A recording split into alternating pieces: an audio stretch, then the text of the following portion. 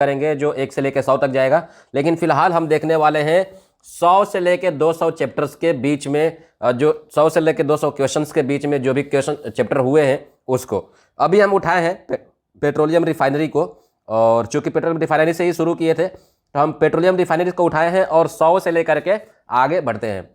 Channel पे जो भी नया होगा लड़का सब्सक्राइब करेगा। वीडियो को लाइक किए बिना आपको आगे नहीं बढ़ना है। सबसे पहले वीडियो को लाइक करो यार, ज़्यादा से ज़्यादा लाइक करो ताकि मुझे भी मोटिवेट मिले कि हाँ मैं आप लोगों के लिए इतना मेहनत कर रहा हूँ, तो आप लोग मेरा साथ दे रहे हो, ठीक है। और दोस्तों को शेयर करो, ठीक है। चलो 100 नंबर क्वेश्चन है, mercapsol and unisol process are meant for the. आपको पता होगा कि जो बहुत सारे ऐसे सॉल्वेंट्स होते हैं या बहुत सारे ऐसे थर्ड कंपोनेंट्स होते हैं जो किसी चीज़ को यूज़ किया जाता है उनको एब्जॉर्ब करने के लिए या रिमूव करने के लिए, ठीक है। तो उसी में से है मर्केप्सॉल एंड यूनिसॉल। ये एक ऐसा प्रोसेस है जिसमें हम लोग मर्केप्टन को रिमूव करते हैं, ठीक है। क्रूड ऑयल से मर्केप्टन को या ऑयल से मर्केप्टन को रिमूव करने के लिए अपने लोग यूज़ करते हैं मर्केप्सॉल एंड यूनिसॉल प्रोसेस, ठीक है। तो ऑप्शन नंबर जो बी है वो है आपका करेक्ट। दूसरे नंबर पे है, इसको याद करने के लिए शायद सिंपल से आप याद कर सकते हो, मर्केप्सॉल इज इक्वल टू मर्केप्टन, ठीक है। और मर्केप्टन का फार्मूला जानते ही हो, RSH होता है। तो ये भी पूछ लिया जाता है कि RSH या मर्केप्टन का फार्मूला क्या है, तो RSH होता है। और अगर ये पूछता है कि मर्केप्टन को कैसे रिमूव करते हैं तो बाई मर्केप्सल या यूनिसॉल प्रोसेस के द्वारा। Question number 101, this characterization factor of crude petroleum oil is around. Characterization factor कितना होता है क्रूड पेट्रोलियम ऑयल का, तो ये होता है आपका लगभग 11, ठीक है। कैरेक्टराइजेशन फैक्टर कितना होता है 11, याद कर लेना ध्यान से, ठीक है। Research octane number refers to the. हम लोग जो ऑक्टेन नंबर को देखते हैं कि ऑक्टेन नंबर कितना होना चाहिए, पेट्रोल में कितना होना चाहिए, डीजल में सीटेन नंबर कितना होना चाहिए, ऑक्टेन नंबर कम से कम कितना होना चाहिए डीजल में, ये सभी जब चीज़ें हम देखते हैं तो हम किसके बेस पे उसको रिसर्च करते हैं कि ऑक्टेन नंबर को हम किसका एक बेस माने, तो वो होता है high octane number motor fuel, ठीक है। High octane number motor fuel, क्योंकि हम लोग मोटर में ही ज़्यादातर पेट्रोल डीजल यूज़ करते हैं, तो वहाँ पे जो हम रिसर्च करते हैं वो बेसिकली हम high octane number motor fuels के लिए यूज़ करते हैं। तो ऑप्शन नंबर बी जो है करेक्ट है। उसके बाद में है casing head gasoline is the liquid. Casing head gasoline जो है वो किस टाइप का लिक्विड है, ब्यूटेन, प्रोपेन, नेचुरल गैस या गैसोलीन आगे रहेगा आपका, या gasoline separated from wet natural gas by comparison. तो क्वेश्चन है केसिंग हेड गैसोलीन में क्या होता है, किस टाइप का लिक्विड होता है, तो वो है आपका gasoline separated from wet natural gas by compression. Wet natural gas को कंप्रेस करके जो गैसोलीन बनता है उसको हम बोलते हैं केसिंग हेड गैसोलीन। ओके, ध्यान रखना, नेचुरल गैस को हम लोग जब कंप्रेस करते हैं तो उसमें से गैसोलीन अलग होता है और उस गैसोलीन को हम बोलते हैं केसिंग हेड। केसिंग हेड क्यों बोल रहे हैं, बिकॉज इसको हम कंप्रेस कर रहे हैं, ठीक है। क्या कर रहे हैं, इसको हम कंप्रेस कर रहे हैं। तो आपको पता है कि कंप्रेशन करने पे क्या होता है, हेड जनरेट होता है। कंप्रेस करने से करते हैं इसलिए इसको हेड बोल रहे हैं। क्या बोल रहे हैं, केसिंग हेड। और गैसोलीन तो आपको पता ही है कि गैसोलीन क्या होता है, गैसोलीन इज ए पेट्रोल, ठीक है, मोटर स्पिरिट। अब देखो आगे देखेंगे हम लोग 104 number question, the amount of tetra ethyl lead added to improve the octane number. TEL जो होता है, टेट्रा एथाइल लेड, वो डीजल में गैसोलीन में यानी कि पेट्रोल में हम मिलाते हैं। आप कहीं पे गए होगे तो देखे होगे कि जो पेट्रोल होता है, पेट्रोल पंप होता है, पेट्रोल पंप पे दो टाइप के जहाँ पे फ्यूल भरे जाते हैं स्टेशन होते हैं। एक तो होता है जो नॉर्मल जहाँ पे रहता है, जहाँ पे एक नॉर्मल पेट्रोल रहता है, और एक रहता है पावर फ्यूल, ठीक है। ये जो नॉर्मल है इसमें सिर्फ ऑक्टेन नंबर थोड़ा सा कम रहता है, या आप बोल सकते हो कि ये जो इसमें जो पेट्रोल है ये एक नॉर्मल रिफाइनरी से जो बन के आता है, उसमें कोई मॉडिफिकेशन नहीं रहता है, वो वाला नॉर्मल एक पेट्रोल है। लेकिन इसमें क्या करते हैं हम, एडिशनल एक केमिकल मिला देते हैं जिसको हम बोलते हैं TEL, TEL, tetra ethyl lead. ठीक है, बेसिकली इसको लेड बोलते हैं। लेड से क्या होता है, इसका ऑक्टेन नंबर बढ़ जाता है। ठीक है, जो नॉर्मल पेट्रोल है उसमें ऑक्टेन नंबर कम होता है कंपेयर टू तेल वाले पावर पेट्रोल में। तो ऐसे पेट्रोल, और ये महंगा भी मिलता है। ठीक है, ये 3-4 रुपया महंगा मिलेगा नॉर्मल पेट्रोल से। तो इसको पूछ रहा है कि हम पेट्रोल में या गैसोलीन में कितना मिलाते हैं, कितना पेट्रोल में कितना तेल लेड मिलाते हैं। तो वो होता है 3 सेंटीमीटर क्यूब मिलाते हैं पर गैलन पेट्रोल में आपका तेल। ठीक है, तो ध्यान रखना 3 सेंटीमीटर क्यूब मिलाते हैं पर गैलन। उसके बाद में आते हैं क्वेश्चन नंबर 105 पे। 105 में है liquefied petroleum gas LPG used for the house hold cooking comprises mainly of. तो आपको पूछ रहा है कि LPG में कौन सा गैस होता है, तो प्रोपेन ब्यूटेन होता है, आपको पता ही है। और उसके बाद में आते हैं 106 नंबर पे, gasoline extracted from natural gas. Gasoline जो है नेचुरल गैस से एक्सट्रैक्ट किया जाता है बाई कंप्रेशन, इसको हम बोलते हैं केसिंग हेड, आपको बताया हूँ। Is called the polymer gasoline, unleaded gasoline, casing head gasoline, straight run gasoline. तो केसिंग हेड गैसोलीन, इसके पहले जो क्वेश्चन आया था कि नेचुरल गैस को जब हम कंप्रेस्ड करके बनाते हैं, और कंप्रेस करने के लिए हमको एक केसिंग की जरूरत पड़ेगी कंप्रेशन के लिए, और केसिंग में जब हम कंप्रेस करेंगे तो उससे एक हेड जनरेट होगा, उसी से हम जो बनता है गैसोलीन उसको हम बोलते हैं केसिंग हेड गैसोलीन। ठीक है, ऑप्शन नंबर जो सी है वो करेक्ट है। Question number 107, paraffins are desired in lubricating oil as it has got high. अब देख लो, पैराफिन सबसे पहले तो किस में इंपोर्टेंट होता है, किस में डिजायरेबल होता है। ठीक है, तो पैराफिन बेसिकली डिजायरेबल होता है किरोसिन में। ठीक है, किरोसिन में या डीजल में। जैसे एरोमेटिक्स क्या हो गया, एरोमेटिक्स जो होता है वो इंपॉर्टेंट होता है पेट्रोल के लिए, गैसोलीन के लिए। वैसे ही पैराफिन जो होता है वो किरोसिन और किरोसिन और किसके लिए होता है, डीजल के लिए इंपॉर्टेंट होता है। ठीक है, तो यहाँ पे जब बोला जा रहा है आपसे कि कहाँ गया, पैराफिन जो है, paraffin are desirable in lubricating oil as it has got high viscosity, viscosity index, smoke point, power point. तो यहाँ पे हो जाएगा विस्कोसिटी इंडेक्स। ध्यान रखना, जब भी आपको पूछा जाता है लुब्रिकेटिंग ऑयल के बारे में, वहाँ पे आपका विस्कोसिटी इंडेक्स इंपॉर्टेंट होता है। ठीक है, अगर पूछा जाता है किरोसिन के बारे में, तो किरोसिन का 2 चीज़ ध्यान रखना। किरोसिन में पैराफिन इंपॉर्टेंट है और इसका स्मोक पॉइंट इंपॉर्टेंट है। जिस प्रकार से पेट्रोल के लिए ऑक्टेन नंबर इंपॉर्टेंट है, उस प्रकार से डीजल के लिए C10 नंबर इंपॉर्टेंट है, उसी प्रकार से किरोसिन के लिए स्मोक पॉइंट इंपॉर्टेंट है। हाई स्मोक पॉइंट जितना होगा उतना ही किरोसिन अच्छा होगा। ठीक है, तो ये देखा जाता है कि जब हाई स्मोक पॉइंट होता है तो जो फ्लेम हाइट रहती है किरोसिन का, उसके बेस पे हम मापते हैं। तो फ्लेम हाइट जो होता है वो 20 से 25 सेंटीमीटर तक का होता है किरोसिन का फ्लेम हाइट। ठीक है, तो मैंने एक क्वेश्चन में आपको बहुत सारा बता दिया, ध्यान रखना। चलो आगे बढ़ेंगे।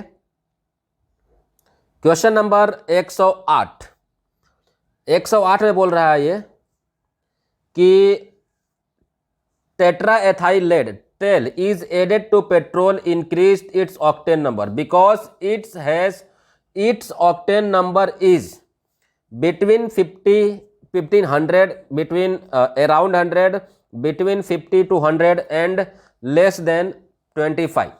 तो ध्यान रखना, ये जो टेट्रा एथाइल लेड है इसका जो ऑक्टेन नंबर होता है वो बिटवीन 50 to 100 के बीच में होता है। ठीक है, एन हेप्टेन का कितना होता है, 0 ऑक्टेन नंबर होता है। ठीक है, तो ये ध्यान रखना।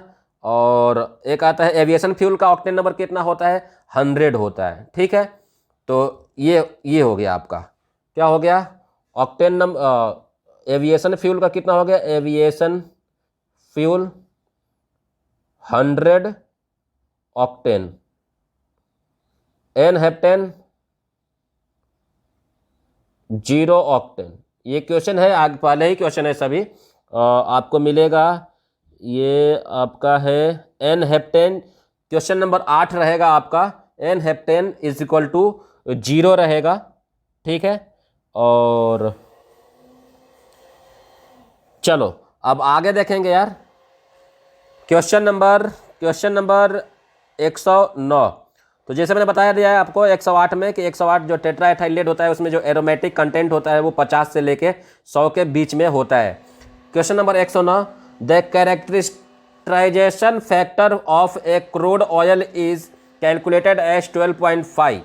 It means that it has paraffinic, naphthenic, intermediate, none of this. Crude oil है जिसका कैरेक्टराइजेशन फैक्टर नॉर्मली 11.5 है। इसके पहले एक और क्वेश्चन आया था, उसमें बताया गया था crude factor characterization factor for crude oil के लिए कितना होता है। वहीं पे पूछा जा रहा है, उसका आंसर था 11। ठीक है, अब वहीं पे पूछा जा रहा है कि एक क्रूड ऑयल है जिसका कैरेक्टराइजेशन फैक्टर लगभग 12 है, तो ये किस टाइप का क्रूड है? पैराफिनिक है, नेफ्थेनिक है, इंटरमीडिएट है, या नॉन ऑफ दीज है। तो इस टाइप का अगर आपका कैरेक्टराइजेशन फैक्टर बढ़ जाता है तो वहाँ पे पैराफिनिक हो जाता है। ठीक है, तो जो आंसर है ए वो हो जाएगा ऑप्शन करेक्ट। ठीक है, पैराफिनिक हो जाएगा अगर 12.5 के पास में अगर आपका कैरेक्टराइजेशन फैक्टर आता है क्रूड ऑयल का। तो चलो आगे देखेंगे यार। आगे है आपका question number 110, the catalytic cracking of heavier petroleum fraction is done to produce mainly. Catalytic cracking क्यों किया जाता है? ध्यान रखना, इंपॉर्टेंट क्वेश्चन है, हो सकता है कि आ जाए आपका कभी एग्जाम दोगे तो। ठीक है, तो कैटालिटिक क्रैकिंग गैसोलीन प्रोडक्शन के लिए किया जाता है मेनली। ठीक है, जैसे MSQ हो गया, ठीक है, वहाँ पे कैटालिटिक क्रैकिंग होता है, वहाँ पे जो होता है वो गैसोलीन बनाते हैं। ठीक है, FCC हो गया, प्लांट हो गया, ये सब प्लांट के बारे में बता रहा हूँ। ठीक है, तो रिफाइनरी में ये सब प्लांट है। तो जो कैटालिटिक क्रैकिंग होता है वो होता है गैसोलीन बनाने के लिए मेनली। अब आगे आते हैं एक्सट्रैक्टर टेम्परेचर इज मेंटेन्ड। अब देखो जो कैटालिटिक क्रैकिंग होता है ना, इसकी क्वालिटी अच्छी होती है। ध्यान रखना, कैटालिटिक क्रैकिंग की एरोमेटिक्स या बोल सकते हैं ऑक्टेन नंबर ज़्यादा होता है। Extractor temperature is maintained at -20 degree in Edeleanu process. अरे यार कौन सा प्रोसेस है? इडली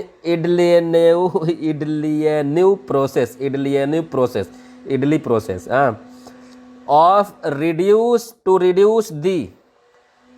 एक एक्सट्रैक्टर टेम्परेचर मेंटेन किया जा रहा है -20 डिग्री सेंटीग्रेड, और वहाँ पे आपसे पूछा जा रहा है कि एडलिनिव प्रोसेस में हम केरोसिन का क्या रिड्यूस करते हैं?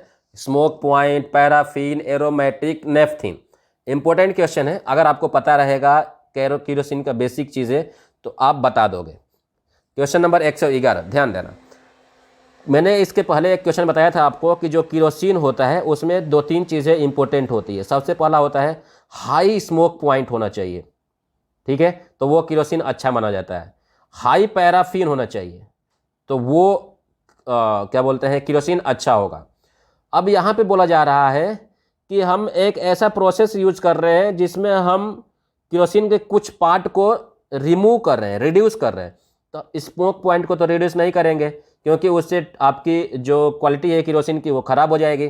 पैराफिन को भी नहीं करेंगे क्योंकि पैराफिन से केरोसिन की क्वालिटी ख़राब हो जाएगी, उसका जो स्मोक पॉइंट है वो कम हो जाएगा।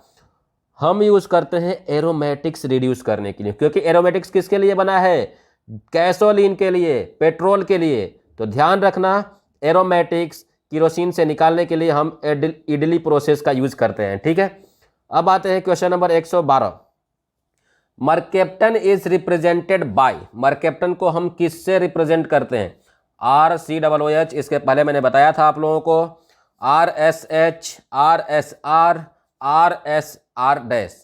तो मरकेप्टन को हम बेसिकली यूज़ करते हैं RSH से। ठीक है, ऑप्शन नंबर जो बी है करेक्ट है, इंपॉर्टेंट है क्वेश्चन, आया हुआ है बहुत बार ये क्वेश्चन। क्वेश्चन नंबर 113 पे आते हैं यार। विच of the following additives improves the cetane number of diesel. हम क्या मिलाएं कि सीटेन नंबर बढ़ जाए डीजल का? तो इसके लिए आपको करना पड़ेगा थोड़ा सा ऊपर स्क्रॉल डाउन। तो यहाँ पे है आपका amyl nitrate, ethyl mercaptan, naphthenic acid, tetra ethyl lead. तो टेट्रा एथाइल लेड तो होगा नहीं, क्योंकि टेट्रा एथाइल लेड हम पेट्रोल में डालते हैं, उसमें ऑक्टेन नंबर 50 से 100 के बीच में होता है, जैसे हमने देखा था। ठीक है, अब आते हैं ये 3 में आपको याद करना पड़ेगा इमाइल नाइट्रेट जो होता है वो डीजल के सीटेन नंबर को बढ़ाने के लिए हम लोग करते हैं। जिस प्रकार से किरोसिन में या पेट्रोल में हम एरोमेटिक्स बढ़ाते हैं ताकि ऑक्टेन नंबर बढ़ जाए, और डीजल में या आप बोल सकते हो कि किरोसिन में पैराफिन्स बढ़ाते हैं ताकि स्मोक पॉइंट बढ़ जाए, उसी प्रकार से डीजल में इमाइल नाइट्रेट ऐड करते हैं ताकि उसका सीटेन नंबर बढ़ जाए। जिस प्रकार से पेट्रोल में लेड, जिस प्रकार से ध्यान देना, जिस प्रकार से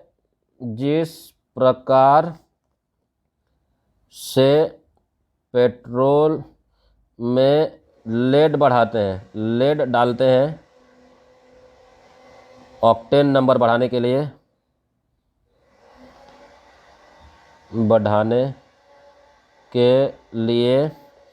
उसी प्रकार डीजल में इमाइल नाइट्रेट डालते हैं। ठीक है, चलो आगे देखेंगे यार। क्वेश्चन नंबर 114 बोल रहा है with increase in molecular weight. Molecular weight कब बढ़ेगा? जब हम आपका हाइड्रोकार्बन्स, हेवी हाइड्रोकार्बन्स होगा। With increase in molecular weight of aromatic present in kerosene it's smoking tendency. अगर आप किरोसिन में हाई मॉलिक्यूलर वेट बढ़ाते हो, यानी कि मॉलिक्यूलर वेट बढ़ाते हो जिसमें एरोमेटिक्स प्रेजेंट हो, तो उससे क्या होगा? स्मोक पॉइंट घटेगा, बिकॉज ये किरोसिन है और किरोसिन में एरोमेटिक्स नहीं चाहिए। किरोसिन में क्या चाहिए? पैराफिन्स। तो ठीक है, तो यहाँ पे क्या हो जाएगा? 114 का आंसर बी डिक्रीज होगा। ठीक है, चलो यार आगे बढ़ेंगे 115 नंबर क्वेश्चन पे। Penetration test and softening point test are important for the bitumen, gasoline, kerosene, light gas, oil. तो पेनिट्रेशन या सॉफ्टेनिंग पॉइंट जो है वो बिटुमिन के लिए इंपॉर्टेंट होता है। किसके लिए होता है? बिटुमिन के लिए। याद कर लेना बिटुमिन क्या होता है, मैं आपको बता दूं। जो लड़के रिफाइनर में अगर नहीं किए होंगे जॉब तो उनको पता नहीं होगा। बिटुमिन बेसिकली जो रोड बनाते हैं ना, हम लोग रोड बनाने के लिए जो कोल तार यूज़ करते हैं उसके जस्ट पहले का जो प्रोडक्ट रहता है उसको हम बिटुमिन बोलते हैं। जैसे कि जो डिस्टिलेशन कॉलम हो गया, ठीक है, ये देखो एटमॉस्फेरिक डिस्टिलेशन है, यहाँ पे क्रूड आता है। एटमॉस्फेरिक में क्या आता है? क्रूड आता है। अब ये क्रूड से बहुत सारे प्रोडक्ट निकलते हैं। नीचे से आपका निकलता है RCO। ठीक है, ये एक हेवी ऑयल है। ठीक है, RCO रेसिड्यू ऑयल। ये जो RCO है रेसिड्यू क्रूड ऑयल, इसको हम फिर से लेके जाते हैं। यहाँ पे ध्यान देना, ये क्रूड जाता है एटमॉस्फेरिक प्रेशर डिस्टिलेशन में, यानी कि ये जो डिस्टिलेशन कॉलम है इसमें लगभग एटमॉस्फेरिक प्रेशर के बराबर प्रेशर रहता है। अब इससे जो नीचे का कचरा रहता है जिसको हम RCO बोलते हैं, उसको हम ले जाते हैं वैक्यूम रेसिड्यू में। ठीक है, सॉरी वैक्यूम डिस्टिलेशन में। वैक्यूम डिस्टिलेशन, इसमें हम वैक्यूम मेंटेन करते हैं बाय इजेक्टर। ठीक है, इजेक्टर से वैक्यूम मेंटेन करते हैं, इसमें भी बहुत सारे प्रोडक्ट बनते हैं। अब जो नीचे से यहाँ से जो प्रोडक्ट बनता है उसको बोलते हैं, जो नीचे से, जैसे यहाँ से नीचे बनता है उसको हम RCO बोलते हैं या एटमॉस्फेरिक रेसिड्यू बोल सकते हो। यहाँ से जो नीचे से निकलता है हेवी ऑयल उसको हम बोलते हैं वैक्यूम रेसिड्यू, क्योंकि ये वैक्यूम डिस्टिलेशन से बना है। ठीक है, अब ये जो वैक्यूम ऑयल है ना, वैक्यूम रेसिड्यू है, इसको आप या तो फिर से अगेन ट्रीटमेंट के लिए भेजो जिसमें से आप उसमें से कुछ ऑयल वगैरह निकाल लो, या उसको हम बिटुमिन के रूप में यूज़ कर लेते हैं। ठीक है, तो ये होता है बिटुमिन समझ गए होगे क्या होगा। अब आते हैं दोस्तों, पेनिट्रेशन थ्योरी हमने देख लिया कि पेनिट्रेशन या सॉफ्टेनिंग पॉइंट टेस्ट जो है वो बिटुमिन के लिए इंपॉर्टेंट होता है। हम देखेंगे क्वेश्चन नंबर 116 पे। The general formula of naphthene is. Naphthene क्या है, देखो आप पढ़े होंगे कक्षा 10-12 में, एल्केन, एल्कीन, एल्कीन, एल्काइन, ठीक है, और एक होता है एल्किल, एल्किल, इसको हम बोलते हैं आर से रिप्रेजेंट करते हैं, ठीक है। और एल्केन का जो फार्मूला होता है वो होता है CnH2n+2। एल्कीन का जो फार्मूला होता है CnH2n। एल्काइन का जो फार्मूला होता है वो होता है CnH2n-2। और एल्काइल का जो फार्मूला होता है वो होता है CnH2n+1, ठीक है। ये 4 चीज़ें हैं जो आप केमिकल कंपाउंड्स पाए जाते हैं बेसिकली आपका हर एक केमिस्ट्री में या हर एक केमिकल कंपाउंड्स में, जो कंपाउंड्स रहते हैं जो इस फॉर्म में रहते हैं। जैसे मेथेन हो गया, मेथेन क्या है, एल्केन ग्रुप का है, ठीक है। तो यहाँ पे आप देखोगे 116 नंबर क्वेश्चन में ये बोल रहा है नेफ्थीन। तो जो नेफ्थीन होता है दोस्तों वो बेसिकली होता है CnH2n, ठीक है। ऑप्शन नंबर जो डी है आपका CnH2n, लाइक ओलिफिन्स। ओलिफिन्स और नेफ्थीन्स जो है वो एल्कीन ग्रुप का है, ठीक है, एल्कीन, CnH2n ग्रुप का। तो समझ में आ गया होगा आपको। अब आगे बढ़ते हैं क्वेश्चन नंबर 117 पे, और ये है आपके सामने, which of the following constituents present in petroleum is responsible for ash formation. Petroleum crude में ऐसा क्या होता है जिससे आस बनता है, मतलब कि राख बनती है, यानी कि जो कचरा वचड़ा रहता है ना वो बनता है, आस बोल सकते हो, आस फॉर्मेशन, राख का बनना, ठीक है। जो अगर आप देखे होंगे कि जब ऑयल को जलाते हैं तो वहाँ से जो राख बनता है या कार्बन निकलता है उसको बोल रहा है, ठीक है। तो which of the following constituent present in petroleum is responsible for formation of ash. Nitrogen compound, organometallic compound, sulphur compound, oxygen compound. तो यहाँ पे जो आस बनने का रीजन है वो है आर्गेनोमेटेलिक कंपाउंड। ये जो मेटेलिक है ना, इसी के चलते, मेटल के चलते यहाँ पे जो बोला जा रहा है ऑर्गेनिक मेटल, नाइट्रोजन हो गया, नाइट्रोजन क्या हो जाएगा, हवा में बनकर उड़ जाएगा। सल्फर क्या हो जाएगा, वो रिएक्शन करके उड़ जाएगा। ऑक्सीजन क्या होगा, वो भी उड़ जाएगा। लेकिन ये ऑर्गेनिक मेटेलिक है ना, अब चूंकि मेटल के चलते, मेटल के कारण आस बनता है। क्या बनता है, आस बनता है। ओके, तो ऑप्शन नंबर बी जो है वो है आपका करेक्ट 117 का। अब आते हैं दोस्तों 118 नंबर क्वेश्चन पे, और क्वेश्चन है आपके सामने, चूज द करेक्ट स्टेटमेंट। अरे यार ये फोटो गलत आ गया क्या, सही है। Choose the correct statement. Question number 118, octane number is I octane is 0, octane number of i octane is 0, correct है। देखो ध्यान देना, हमने देखा था एन हेप्टेन, एन हेप्टेन में जो ऑक्टेन नंबर होता है वो 0 होता है। क्वेश्चन नंबर 8 रहेगा, अब जाके देखना, octane number of n heptane is assumed to be 0, ठीक है। सेम वैसे ही octane number of i octane वो भी होता है 0, तो ये करेक्ट है। सॉरी करेक्ट नहीं है, ये यहाँ पे 100 होता है। अरे यार मैंने क्या बोल दिया, आई ऑक्टेन में जो होता है वो 0 नहीं होता है, एन हेप्टेन में होता है वो होता है 0, ठीक है।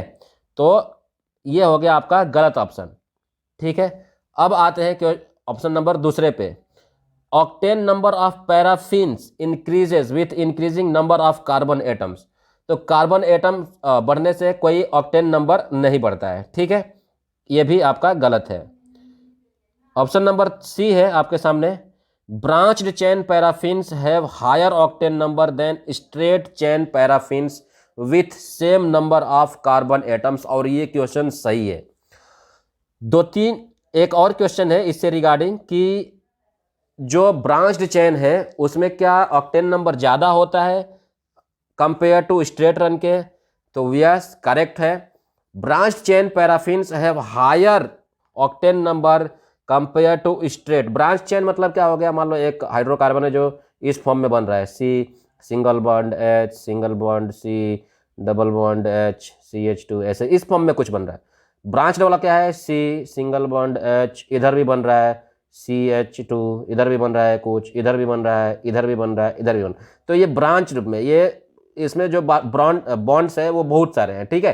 तो ऐसे फॉर्म्स वाले कंपाउंड्स को हम बोलते हैं ब्रांच्ड चेन। तो ब्रांच चेन में ऑक्टेन नंबर ज़्यादा होता है। अब आते हैं क्वेश्चन नंबर 119 पे। For gasoline the flash point less than 50 degree centigrade is determined by the, ध्यान रखना, अगर 50 डिग्री सेंटीग्रेड से कम हो तो अलग है, 50 डिग्री सेंटीग्रेड से ज़्यादा है तो उसके लिए अलग है। तो गैसोलीन जिसका flash point less than 50 degree centigrade है उसको हम मेज़र करते हैं एबल ऑपरेटस से, ठीक है, एबल ऑपरेटस से मेज़र करते हैं। और 50 डिग्री सेंटीग्रेड से ज़्यादा वाले को हम मेज़र करते हैं पेंस्की मार्टिन ऑपरेटस से, ठीक है। तो ऑप्शन नंबर ए जो है Abel apparatus it's for less than 50 degree centigrade, और Pensky Martin it's for more than 50 degree, ठीक है। ये क्वेश्चन याद कर लेना, एक में दोनों है, आगे चल के वो क्वेश्चन मिलेगा मोर देन वाला, ठीक है। अब है question number 120, C/H ratio is maximum for, अब देखो C/H रेशियो क्या है, C/H रेशियो एक ऐसा कंपाउंड हाइड्रोकार्बन जिसमें कार्बन और हाइड्रोजन प्रेजेंट हो। अब C/H रेशियो हाई का मतलब होता है कि कार्बन ज़्यादा है हाइड्रोजन कम है, ठीक है। तो कार्बन ज़्यादा होगा तो आप समझ सकते हो कि कार्बन ज़्यादा होगा तो वो हेवी होगा, क्योंकि कार्बन का मॉलिक्यूलर वेट ज़्यादा है, हाइड्रोजन का कम है। तो कार्बन ज़्यादा कहाँ पे होता है, कार्बन ज़्यादा होता है आपका जो नीचे का, जो डिस्टिलेशन कॉलम के नीचे का जो मटेरियल रहता है, जैसे वैक्यूम रेसिड्यू बताया था, RCO बताया था, या फ्यूल ऑयल बताया था, ये सभी होता है, उसमें कार्बन ज़्यादा होता है, ठीक है। अब लाइटर जो प्रोडक्ट है जैसे पेट्रोल, डीजल, नेफ्था, ये सब लाइटर प्रोडक्ट है, तो इसमें कार्बन कम होगा, ठीक है। तो बोल रहा है कि C/H ratio is maximum, maximum मतलब हाई। अब मैक्सिमम कब होगा, जब C ज़्यादा होगा हाइड्रोजन कम होगा। तो इसके लिए हम यूज़ करेंगे हेवी फ्यूल ऑयल का, या फ्यूल ऑयल का, बेसिकली इतना समझ लो, जो फ्यूल ऑयल रहता है वो RCO रहता है, और फ्यूल ऑयल जो है वो हेवी होता है, हेवी हाइड्रोकार्बन्स वाला प्रोडक्ट है, कंपाउंड है, ठीक है। अगर वहीं पे बोले कि C/H लो या H/C हाई, तो वो हो जाएगा आपका, यहाँ पे क्या हो जाएगा, गैसोलीन, ठीक है, गैसोलीन, या बेसिकली क्वेश्चन आएगा उसमें नेफ्था दिया रहेगा, ठीक है, तो वो नेफ्था रहेगा। अब आते हैं क्वेश्चन नंबर 121 पे। 121 क्वेश्चन है आपके सामने, sulphur content in lighter and heavier petroleum products is generally determined respectively by. Sulphur component जो है, सल्फर कंटेंट, वो sulphur content in lighter and heavier petroleum product is generally determined. Lighter और heavier को हम कहाँ से डिटरमाइन करते हैं, कैसे, तो उसके लिए दो प्रोसेस है, एक है लैम्ब मेथड और दूसरा है बॉम्ब मेथड। अब ध्यान देखना, इसको याद करने के लिए क्या करना है, लैम्ब वाले को और बॉम्ब वाले को, लंबू बम्बू को, ठीक है, कहाँ गया यार,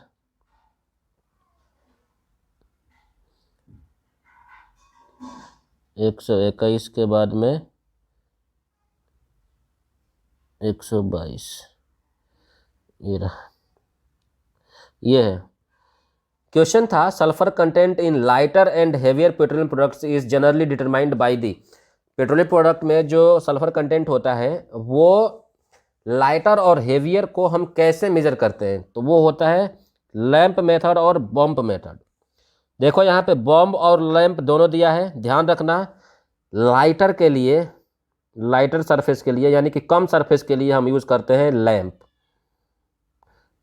लाइटर लैंप, ध्यान रखना, ठीक है। दूसरा है आपका हेवियर, हेवियर के लिए बॉम्ब, ठीक है। बस एक याद कर लोगे तो हो जाएगा, लाइटर के लिए लैंप, ठीक है, L for lighter, L for lamp, ये याद कर लेना, तो भारी के लिए बॉम्ब हो ही जाएगा, ठीक है। अब देख लेते हैं हम question number 122, flash point of diesel kerosene greater than 50 degree centigrade, जैसे मैंने आपको बताया था इसके पहले जो क्वेश्चन था, flash point of less than 50 degree centigrade के लिए एबल ऑपरेटर्स यूज़ करते हैं, मोर देन 50 डिग्री सेंटीग्रेड के लिए हम यूज़ करते हैं पेंस्की मॉर्टन ऑपरेटर्स।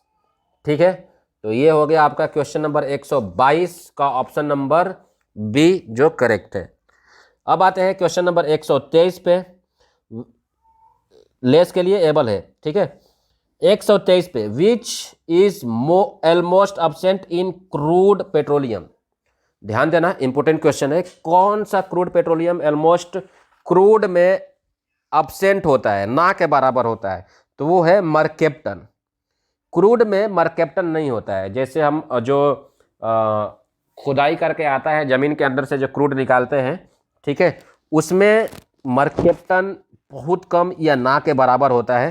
तो ध्यान रखना, पेट्रोलियम क्रूड में मरकेप्टन नहीं होता है। ठीक है, उसके बाद में है 124, नेफ्थेनिक एसिड इज रिप्रेजेंटेड बाई। ध्यान देना, यहाँ पे जो नेफ्थेनिक एसिड है, इसके पहले हमने देखा था नेफ्थिलीन। ठीक है, तो नेफ्थिलीन का जो फार्मूला था वो था CnH2n-2। क्या था? CnH2n-2। यहाँ पे पूछ रहा है कि नेफ्थेनिक एसिड, नेफ्थेलीन बराबर होता है नेफ्थेलीन CnH2n-2। ठीक है, अब यहाँ पे बोल रहा है एसिड है, नेफ्थेनिक एसिड है, तो नेफ्थेलीन का तो फार्मूला हो गया आपका CnH2n-2।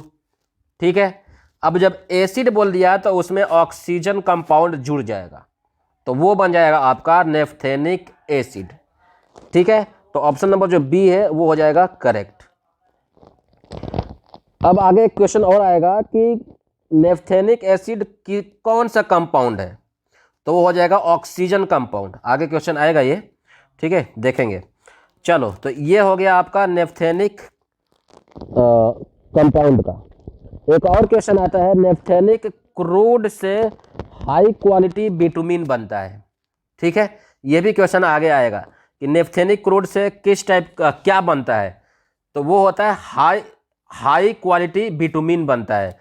किससे? नेफ्थेनिक से, नेफ्थेनिक एसिड से हाई क्वालिटी बिटुमिन बनता है। अब आगे देखेंगे यार, अपने लोग जो क्वेश्चन है, क्वेश्चन नंबर 124 हो गया। 125 पे आते हैं, विच of the following is desirable in petrol but undesirable in kerosene. तो मैंने आपको बताया था कि किरोसिन के लिए, पेट्रोल के लिए अलग अलग, डीजल के लिए अलग रहता है। तो पेट्रोल के लिए होता है एरोमेटिक, उसी प्रकार से किरोसिन या डीजल के लिए होता है पैराफिन। इसके पहले क्वेश्चन में मैंने बताया था आप लोगों को। तो ये क्या हो जाएगा answer? Paraffin. Which of the following is desirable in petrol but in undesirable in kerosene, sorry, desirable in petrol पूछ रहा है, तो पेट्रोल के लिए होता है एरोमेटिक। अनडिजायरेबल क्या होता है? पैराफिन वगैरह। अब यहाँ पे पूछ रहा है कि desirable in diesel and kerosene, क्या हो जाएगा? पैराफिन। ठीक है, क्वेश्चन नंबर 126 में, विच of the following is desirable in diesel and kerosene but undesirable in gasoline, तो पैराफिन हो जाएगा। उसके बाद में क्वेश्चन है 127 नंबर पे, विच of the following has maximum hydrogen carbon ratio. जैसे आपको बताया था C/H रेशियो पूछा था, C/H रेशियो मैक्सिमम, तो वो होता है फ्यूल ऑयल। ठीक है, H/C रेशियो, यहाँ पे क्या पूछ रहा है 127, विच of the following is the H/C ratio maximum, H/C ratio maximum. यहाँ पे C/H रेशियो मैक्सिमम पूछा था, यहाँ पे H/C रेशियो मैक्सिमम, तो वो हो जाएगा नेफ्था। ठीक है, ध्यान रखना, C/H रेशियो, एक चीज़ हमेशा ध्यान रख लो, बस एक ही चीज़ याद रख लो, H/C, C/H में कंफ्यूज मत होना। C/H अगर मैक्सिमम है, इसका मतलब उसमें कार्बन मैक्सिमम है, और उसके लिए फ्यूल ऑयल उसका एग्जाम्पल है। C/H ही पकड़ो, मिनिमम है, यानी कि लो है, यानी कि कार्बन कम है, हाइड्रोजन ज़्यादा है। ठीक है, तो इसको आप C/H लो कहो या H/C हाई कहो, तो इसके लिए नेफ्था होगा। ठीक है, C/H maximum fuel oil, C/H minimum naphtha. ठीक है, बस इतना याद कर लो। आगे बढ़ेंगे यार, और क्वेश्चन है आपके सामने C/H का question number 128। With increase in the number of carbon and hydrogen atoms in hydrocarbon molecules the density of petroleum products. जाहिर सी बात है, कार्बन हाइड्रोजन बढ़ाओगे तो पेट्रोलियम प्रोडक्ट्स की जो डेंसिटी है वो क्या होगी, बढ़ेगी। ठीक है, तो इंक्रीज होगा। Question number 129, the yield of straight run LPG from crude oil is about. Yield of straight run LPG from crude oil, crude oil से कितना LPG निकलता है, तो वो लगभग 1 से लेके 1.5% तक LPG निकलता है। वहीं पे अगर हम पेट्रोल की बात करें तो पेट्रोल लगभग 18% तक निकलता है। ठीक है, और उसके बाद में कितना लेड मिलाते हैं गैसोलीन में, तो वो लगभग 3 सेंटीमीटर क्यूब 1 गैलन में मिलाते हैं। कैरेक्टरिस्टिक फैक्टर कितना होता है गैसोलीन का, 11 होता है। ठीक है, तो ये हो गया आपका ये क्वेश्चन। अब आते हैं क्वेश्चन नंबर 30 पे। Which one is used to determine the colour of petroleum products. Petroleum products को का कलर जो है वो किसके द्वारा हम डिटरमाइन करते हैं, colour comparator, Saybolt chromometer, Cleveland apparatus, none of this. तो जाहिर सी बात है, कलर के लिए हम यूज़ करते हैं सेबोल्ट क्रोमामीटर का। ठीक है, सेबोल्ट क्रोमोमीटर, ध्यान रखना, कलर कंपेरेटर मत रख देना, सेबोल्ट क्रोमोमीटर यूज करते हैं। इंपॉर्टेंट क्वेश्चन है ये, सेबोल्ट क्रोमोमीटर, हो सकता है क्वेश्चन आ जाए। सेबोल्ट क्रोमोमीटर से हम लोग डिटरमाइन करते हैं पेट्रोलियम प्रोडक्ट्स के कलर को। ठीक है, तो आज हो गया दोस्तों 130 क्वेश्चन पेट्रोलियम प्रोडक्ट का। आगे देखेंगे, इसका कंप्लीट करेंगे 200 तक क्वेश्चन इसको, और मिलेंगे अगले वीडियो में। Till then, God bless you all.